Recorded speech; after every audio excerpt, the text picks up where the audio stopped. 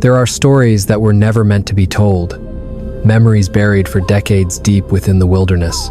Two lost children and the legendary creature they came to know as Mother Bigfoot, a being that not only existed, but saved human lives.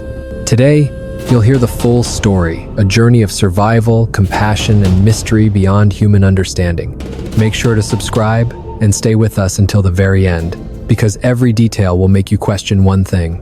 Could this miracle have really happened? And if it did, where is Mother Bigfoot now? Now, let's go back to that summer long ago, deep into the misty mountains of the Pacific Northwest, where it all began. I'm sitting in my living room, finally ready to tell this story after 23 years of silence. My younger brother is the only other person who knows what really happened that summer in the Pacific Northwest. We made a promise never to tell anyone. But I think it's time people know the truth about what saved our lives when we were just kids lost in those mountains. It was August. I was 8 years old, and my brother had just turned 6. Our parents decided to take us on a family camping trip deep in the Cascade Range, a remote area with no cell service, and the nearest town nearly 40 miles away. The trip was supposed to be an adventure, a chance to see a waterfall that only a few people ever visit each year because the trail is so hard to find. That morning started out perfect. The sun rose warm and golden through the pine trees surrounding our campsite. We had a simple breakfast oatmeal for everyone, instant coffee for the adults, then packed some bottled water and granola bars for the hike. The trail to the waterfall was expected to take about 4 hours round trip. We set out around 9 o'clock, following a faint, almost invisible path that sometimes disappeared completely, marked only by the occasional ribbon tied to a branch. The forest was beautiful that day. I remember thinking how quiet it was, just birdsong and the crunch of our boots on dry pine needles. My brother kept finding interesting rocks and proudly showed them to Mom, who examined each one carefully and told us how old they might be. Dad led the way with a folded paper map, though there was really only one path to follow. We'd been hiking for about 3 hours when everything changed. It happened so fast that even now, after all these years, I can barely piece the sequence together. First, we heard a rustling sound, something moving in the brush about 30 feet off the trail. Dad stopped instantly and raised his hand for us to stay still. When he turned around, his face had gone pale. Mom grabbed us and pulled us behind her. Then I saw it, a North American grizzly bear emerging from the brush. It was enormous, far bigger than anything I had ever imagined.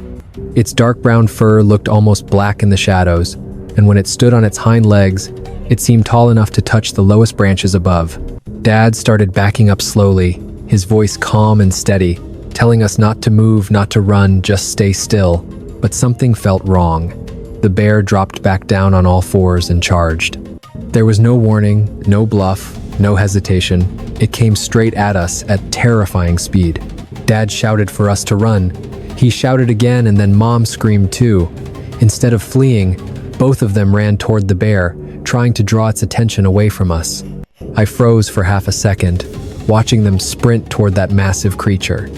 Then I heard Dad's voice one last time, telling us to run and not look back. I grabbed my brother's hand, and we tore through the forest, off the trail, crashing through undergrowth and low branches. Thorns ripped our clothes, branches scratched our faces and arms. Behind us came awful sounds, growls, screams, but I never looked back.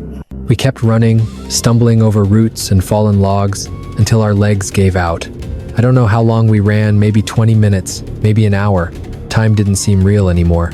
When we finally collapsed in a small clearing, both of us were gasping for breath, our lungs burning. My brother cried, asking about Mom and Dad, asking if we could go back. I looked around and realized we had no idea where we were. The trail was gone. Every direction looked the same: trees, bushes, and patches of sunlight. The forest had swallowed everything. The sounds of the attack were gone, replaced only by the whisper of wind and the calls of birds. The sun was beginning to set, and shadows stretched long across the ground. I tried to figure out which way we'd come from, but everything was confusing. We'd run blindly, just trying to survive, and now we were completely lost. My brother cried harder, and I tried to be brave, though I was terrified inside. We decided to try going back, but after 10 minutes of walking, nothing looked familiar. We followed what seemed like an animal trail, hoping it would lead somewhere, but it only took us deeper into the woods. We listened for the sound of running water, thinking maybe we could find the stream we'd crossed that morning. But there was nothing, just our own footsteps and breathing. As night fell, the air grew colder. We found a big fallen log and crawled underneath it, shivering from fear and cold. When darkness settled, the forest came alive in strange ways. Every snapping twig made us jump. Every rustle sounded like something coming closer. We heard cries from animals we couldn't recognize, howls and distant wails. I held my brother tight, and we both cried quietly, trying not to make a sound. Eventually, exhaustion took over. Huddled together under that log, we drifted into an uneasy sleep, two lost children alone in the dark woods. Though we were more terrified than we'd ever been in our short lives, the night dragged on endlessly. I woke up several times to strange noises, my heart pounding, certain that something was moving around our hiding place. Each time I held my breath, praying that whatever was out there would just move on. When dawn finally came, the forest was shrouded in thick, gray fog. We crawled out from under the fallen log, stiff, freezing, and painfully thirsty. I tried to get my bearings, but the mist made everything worse. We couldn't see more than 20 feet in any direction. That second day, we wandered aimlessly, searching for anything familiar. My brother was slowing down, weak and hungry. I was too. The cramps in my stomach came in waves. Around noon, we stumbled across a small stream and drank greedily, scooping handfuls of icy water until our throats stopped burning. It helped just a little. Near the stream, we found some berries that looked exactly like the ones Mom had shown us on past camping trips. We ate them cautiously at first, just a few each, praying they were safe. They were sour enough to make our faces pucker, but we kept eating until our fingers were stained purple. As night approached again, we grew weaker fast. My brother could barely walk. We found a small hollow behind some bushes and curled up together as the last light faded. I remember thinking we were going to die out there, that no one would ever find us. Late that afternoon, just before sunset, we heard footsteps. Heavy, slow, deliberate footsteps moving through the forest toward us. My heart leapt with hope. Someone had found us. The rescue team was here. But then I realized those footsteps didn't sound right. They were too heavy, too steady. Not the frantic movement of someone calling our names or searching in a panic. This was different. We froze, barely breathing, as the steps drew closer. Through the trees, I caught sight of something massive and black moving toward us. When I finally saw it clearly, my mind simply couldn't process what I was looking at. The creature Bigfoot stood at least 8 feet tall, maybe more. Its body was covered in dark brown fur, thick and coarse. As it moved, muscles shifted beneath that heavy coat. But its face, that was the part I'll never forget. It looked almost human, yet not human at all. Its eyes were deep, intelligent, and unsettling. The nose was flat, the jaw slightly protruding.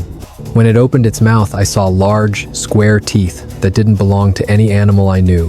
We both screamed. We tried to run, but we were too weak, too scared. I grabbed my brother's hand, and we stumbled a few feet before collapsing. Then something unexpected happened. The Bigfoot made a low, rumbling sound, not aggressive, almost gentle, a deep vibration that came from its chest. It didn't chase us. Instead, it followed slowly, keeping its distance. We couldn't run anymore. My brother fell to the ground, completely exhausted, and I dropped beside him, trembling from fear and fatigue. The creature stepped closer, raising its huge hands in what looked like a calming gesture. I noticed its hands were strangely human, 5 fingers, a thumb only much larger and covered with hair. My brother fainted, overcome by fear and exhaustion. I was frozen in place as the massive creature knelt beside us, its shadow falling over both our bodies. It sniffed the air, leaning close, as if checking whether we were hurt. Then Bigfoot did something I never could have imagined. It reached down and lifted my unconscious brother into its arms, so gently, so carefully, like a father carrying a sleeping child. With its free hand, it motioned for me to follow. The gesture was clear. I had no choice. I stood on shaking legs and followed the creature through the forest. My mind raced. Was it leading us to safety or to something far worse? Was it going to eat us, keep us captive? But the way it held my brother protective, cautious, almost tender, told me otherwise. We walked for maybe 20 minutes, through dense thickets and tangled undergrowth that I never could have crossed alone. The Bigfoot led us to a hidden shelter tucked between massive boulders and fallen trees. The entrance was half covered by brush, and inside it was surprisingly well protected. The floor was lined with moss and leaves, making it soft and dry. The creature gently laid my brother down on the natural bedding, arranging him carefully, almost as if making sure he was comfortable. Then it disappeared outside, leaving me alone with my unconscious brother for the first time since the bear attack. I thought about running, but I had no idea where we were or which way to go.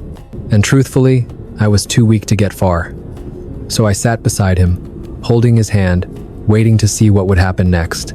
When the Bigfoot returned, it was carrying water in large folded leaves, shaped carefully into makeshift cups. It set them down near us, then stepped back to give us space. My brother stirred awake, groggy and confused, and I helped him drink. The water was cold and clean, and we both drank every drop.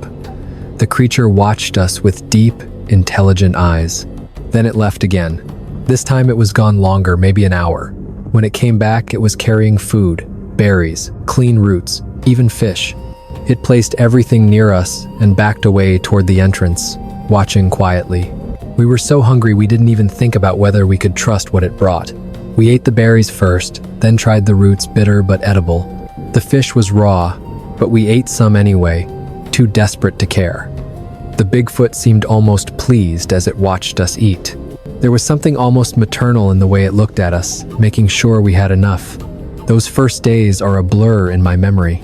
We were focused only on surviving, still frightened of the creature, but too weak to escape. It never acted aggressively.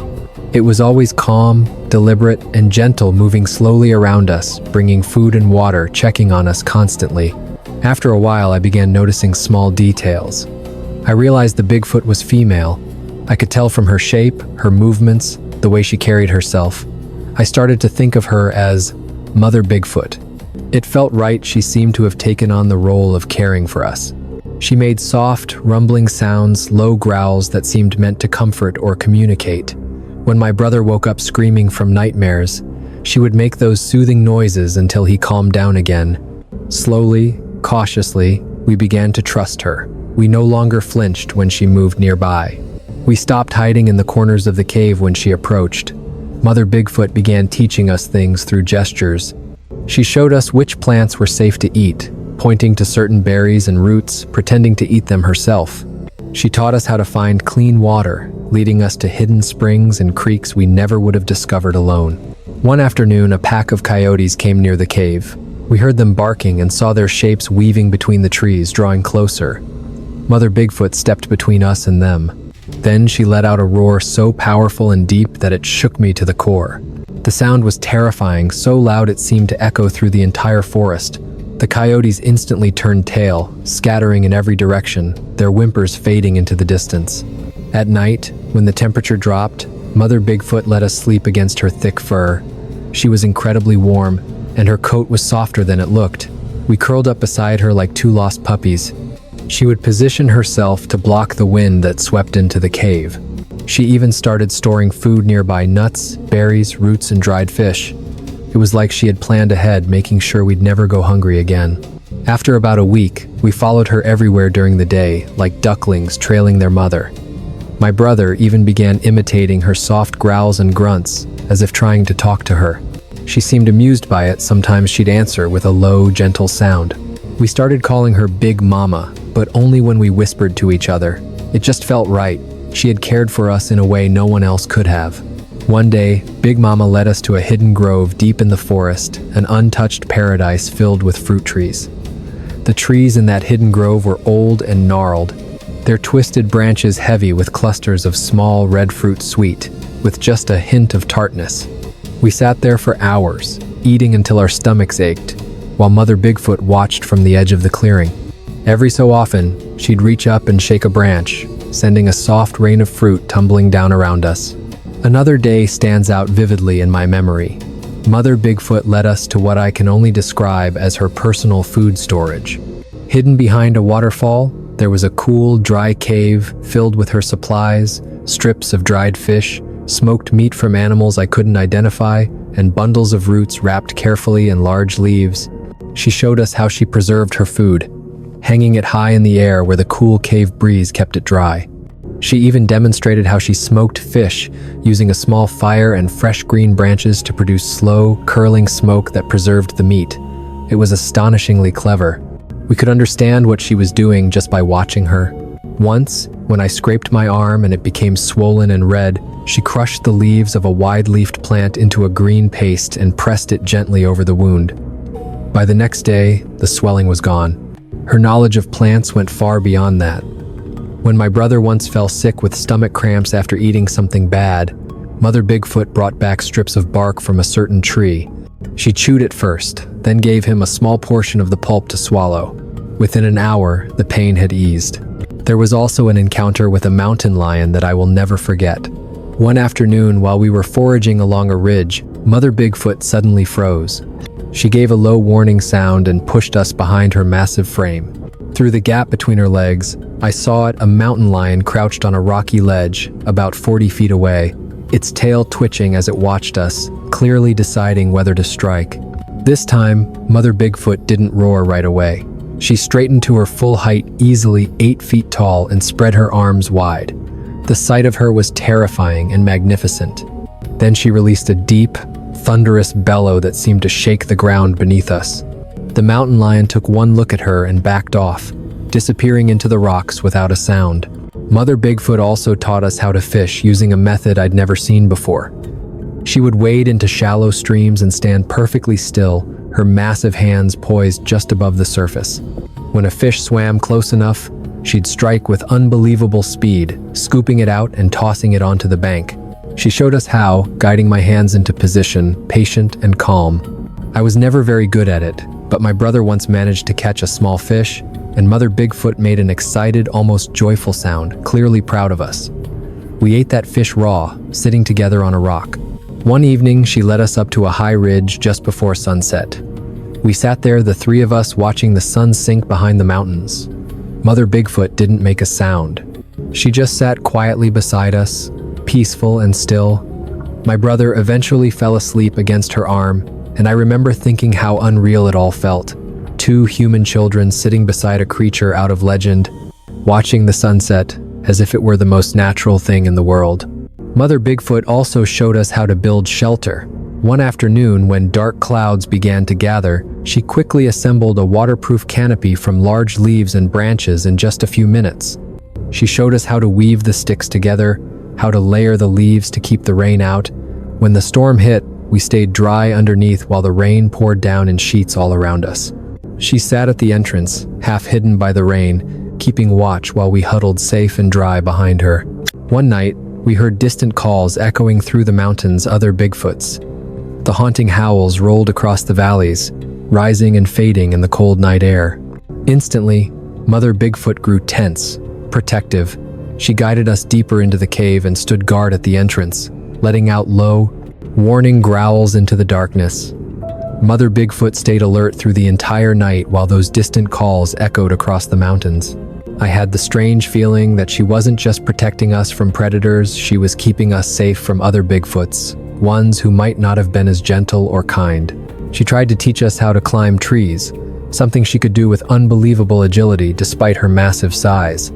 I remember her scaling a tall pine with ease, her powerful arms pulling her upward as she looked down and motioned for us to follow.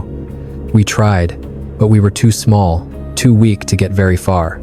Still, she was patient, showing us which branches could hold our weight and how to grip the bark without slipping. My brother did better than I did. He managed to climb nearly 15 feet before fear froze him in place. Mother Bigfoot seemed pleased, encouraging him with a soft, approving rumble. One morning, she took us to a meadow filled with wildflowers, wowers, as my brother called them.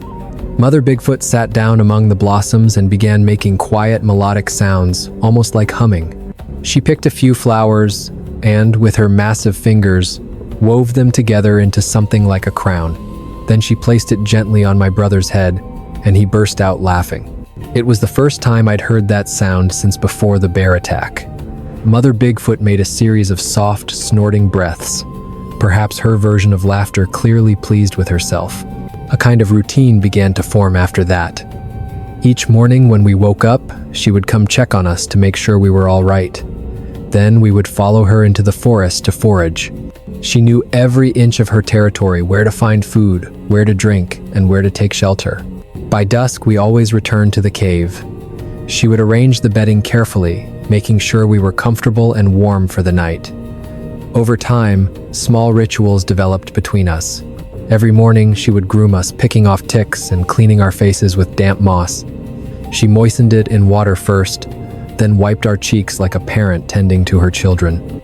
In the evenings, before we went to sleep, she would pat down the bedding, adjust our position so her own body heat could reach us best, and gently press her huge hand over us, a protective gesture that made us feel safe. She seemed to take pride in showing us things, almost as if she wanted to share her world. One day, she led us to a field where dozens of elk grazed quietly. She made us stand still, downwind, so we could watch without startling them. Another time, she brought us to a beaver dam and showed us how the animals had built a whole network of ponds and channels. Once, she even caught a salamander, cupped it carefully in her hands, and set it in mine so I could study it before she released it under a log. I began to notice that she had different sounds for different meanings. A sharp growl meant danger, don't move. A softer rolling rumble meant follow me. A quiet huff signaled approval or satisfaction. And a high-pitched, questioning howl seemed to mean, are you all right? Or do you want to go? We couldn't speak her language, but we started to understand these basic signals. One afternoon, I saw her doing something that made me think for the first time that she might be more than just an animal. She was carving. Using a sharp stone, she scratched symbols onto a flat slab near the cave. I watched for over an hour as she worked with deliberate care, engraving patterns that looked almost like crude pictographs, figures that might have represented us, trees, animals. I couldn't tell if she was creating art or recording something important, but she seemed utterly focused, her movements slow and thoughtful. As time passed, our meals became more varied. In addition to berries and fish, Mother Bigfoot brought us bird eggs, carrying them delicately in her enormous hands. She dug up starchy roots that tasted like raw potatoes, and once she returned with mushrooms, carefully showing us which ones were safe to eat and which were poisonous. To drive the lesson home, she even pretended to be sick after miming eating the wrong kind. We laughed, and she rumbled approvingly. Her patience with us seemed endless. She never scolded, never hurried us, never raised her voice. Every action, every gesture was filled with quiet intelligence and a strange, gentle kindness. When I climbed slowly over the rocks, Mother Bigfoot always waited, never impatient, never frustrated. When my brother refused to try a new food, she simply set it aside and offered it again later. When we grew tired or cranky, she would find a soft patch of ground for us to rest on, standing guard while we napped. Then came the day that still makes my chest tighten whenever I think about it. I had wandered too far from the cave while Mother Bigfoot was away. Lost in the thicket, panic took over. I started shouting for my brother, for her. Within minutes, I heard a thunderous crashing through the forest, and then she appeared, moving faster than I'd ever seen her move before. She scooped me up in her enormous arms, letting out a deep, anxious rumble as she carried me back. For the rest of that week, she rarely let me out of her sight. I don't remember exactly how long we stayed with her, maybe 3 weeks, maybe longer. Out there, time didn't move the same way. Days blended together in a rhythm of survival and quiet routine. We had adapted, we no longer cried, we had learned the forest's rhythm, when to stay silent because predators were near, when to relax because Mother Bigfoot was close. We still thought about our parents, but those memories had begun to feel distant, like fragments of a dream we weren't sure had ever been real. My brother had grown especially attached to her. I often saw him leaning against her side while she gently picked bits of debris from his hair with those massive, tender fingers. Her intelligence never stopped amazing me. Mother Bigfoot could solve problems in ways that felt astonishingly human. Once, when we found a beehive high in a tree, she figured out how to smoke the bees out using smoldering leaves, then carefully retrieved the hive so we could taste the honey. Her memory was incredible. She could navigate dense forest in complete darkness and seemed to anticipate what we needed before we even realized it ourselves. One afternoon, I twisted my ankle badly after stepping on loose rocks near a stream. The pain shot through my leg whenever I tried to stand. Without hesitation, she lifted me gently, carrying me all the way back to the cave. She laid me down carefully, then disappeared for a few minutes. When she returned, she carried a handful of plants I didn't recognize. She crushed them into a pulp and spread the mixture over my swollen ankle like a poultice. By the next morning, the swelling had gone down dramatically. She often groomed us, brushing out our tangled hair, checking our skin for ticks or scratches. Her touch was gentle, protective, maternal. Somehow, even in this strange wilderness, we felt safe. Then, one morning, everything changed. Mother Bigfoot was restless, anxious, in a way I had never seen. She paced near the cave entrance, glancing toward the forest and back at us, making short, urgent sounds. She pointed repeatedly in one direction, growling softly, her tone insistent. At first, we didn't understand. We tried to calm her, but she wouldn't stop. Finally, she did something that froze me in shock. She lifted us both, one child in each arm, and started moving rapidly through the forest. We traveled for hours. She moved faster than ever before, gliding over uneven ground, crossing streams and climbing ridges with astonishing strength, all while keeping us held securely. I remember the wind in my face, the blur of trees, the pounding of her heart against my ear. Eventually, she stopped at the edge of a wide clearing. Through the trees ahead, I saw something I hadn't seen in what felt like forever, a wooden building. It took me a few moments to process what I was looking at. A ranger station, civilization. Mother Bigfoot set us down gently on the grass, then stepped back into the shadows beneath the trees. My brother and I turned to look at her, and suddenly, I didn't want to leave. This towering creature had saved us, protected us, fed us. She had become our guardian, our provider, our family. She raised one great hand and motioned softly toward the building, urging us to go. Go. Her eyes lingered on us one last time, deep, intelligent, almost sorrowful, before she melted back into the forest's darkness. Mother Bigfoot motioned for us to go. My brother hesitated, then ran back to her, wrapping his small arms around her massive leg, sobbing uncontrollably. She crouched down and gently pried him loose. Her enormous hands, so strong yet impossibly gentle, pushed both of us softly toward the cabin. I turned back one last time. Mother Bigfoot was watching from the trees, half hidden among the branches. She lifted one great hand, a slow, almost human wave, and then, just like that, she was gone. She melted back into the forest, swallowed by the shadows, as if she had never been there at all. We stumbled toward the cabin, dazed, half believing it was only another dream. Within moments, people saw us and came running wrapped in blankets, shouting, crying, unable to believe what they were seeing. Adults surrounded us, bombarding us with questions: where we'd been, what had happened, how we'd survived. I glanced at my brother, and our eyes met. Without a word, we made a silent agreement. We couldn't tell them. No one would believe us anyway, and even if they did, we couldn't risk anyone trying to hunt her down, trying to capture her, study her, or worse. So we told them we'd gotten lost after the bear attack, that we'd found a cave, berries, and water, that we'd survived on our own. We left out the part about the being who had saved us, who had fed us, taught us, and loved us like her own. The reunion with our mother was overwhelming. She had survived the bear attack with severe injuries, broken ribs, deep gashes that needed surgery. My father hadn't made it. He'd died protecting us, giving us the time we needed to run. They kept us in the hospital for observation. Physically, we were fine, just dehydrated, scratched up, a few minor infections, but nothing serious. The doctors were astonished at how quickly we'd recovered. Authorities searched for the cave we described, but they never found it. They interviewed us separately, trying to piece together our story.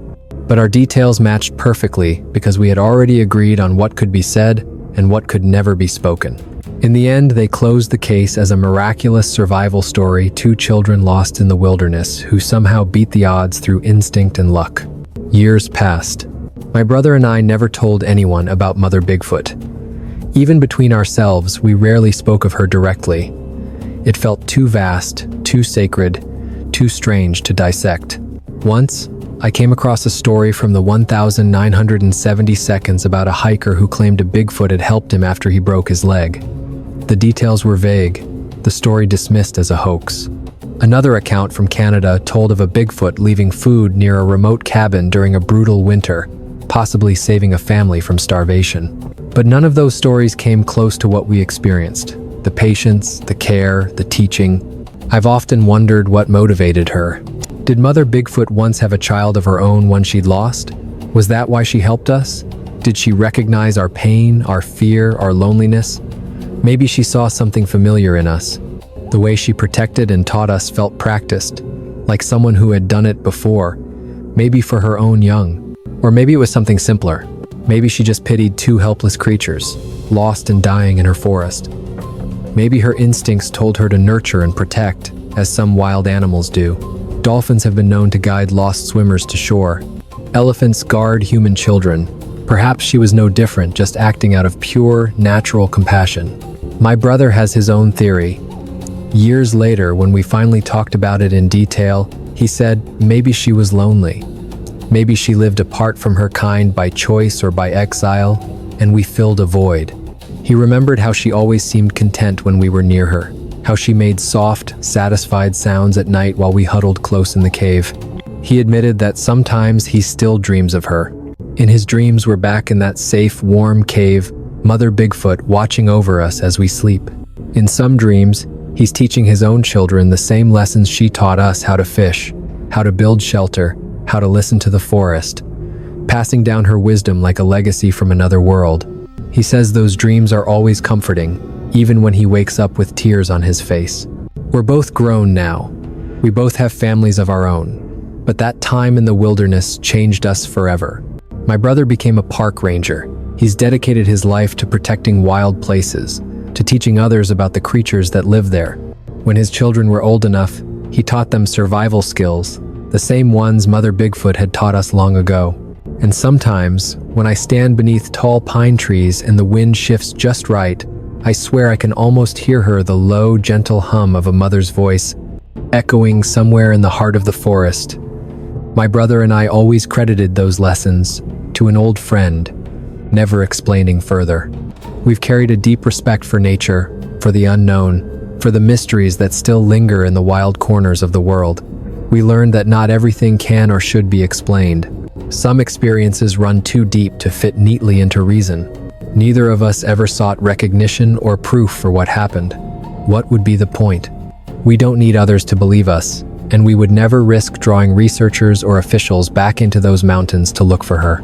Sometimes I still hike in the same region where it all happened, though I've never found the exact place. The forest is vast, and the landmarks I remember have either vanished or been reclaimed by time. Or maybe I simply can't find them anymore.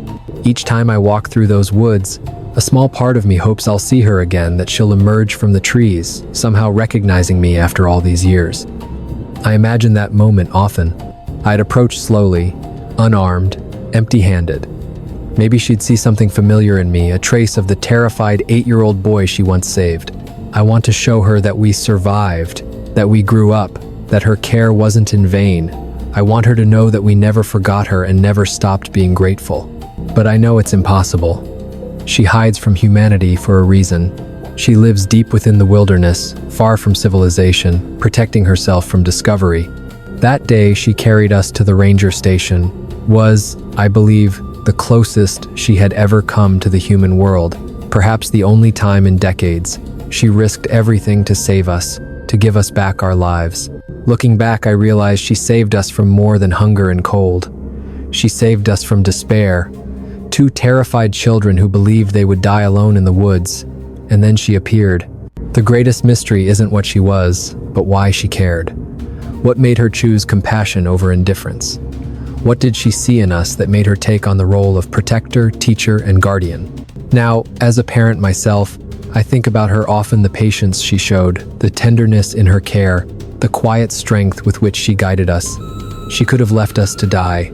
No one would have known. No one would have blamed her. But she didn't. She chose compassion.